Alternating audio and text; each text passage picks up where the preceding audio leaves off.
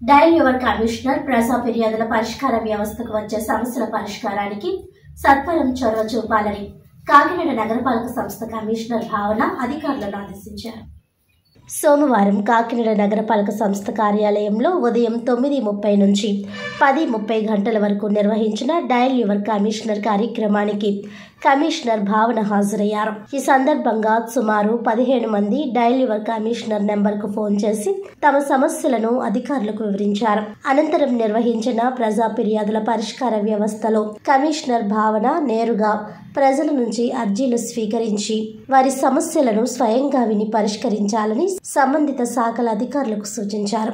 Town planning, revenue, sanitation ఇలా 32కు పైగా సమస్యలపై అర్జీలందాయి. వాటిపై కమిషనర్ భావన సానుకూలంగా స్పందించారు. ప్రజల సమస్యలను పరిష్కరించడానికి అధికారులు కృషి చేయాలని సూచించారు. పరిష్కరించిన అర్జీల వివరాలను ఆన్లైన్లో పొందుపరచాలని తెలిపారు. ఈ కార్యక్రమంలో అదనపు commissioner KT Sudhakar, deputy commissioner K Manohar, MHO doctor Prithvi Charan, corporation కార్యదర్శి శ్రీకాంత్ రెడ్డి, మేనేజర్ సత్యనారాయణ, టీపీఆర్ఓ శైలజ తదితరులు పాల్గొన్నారు.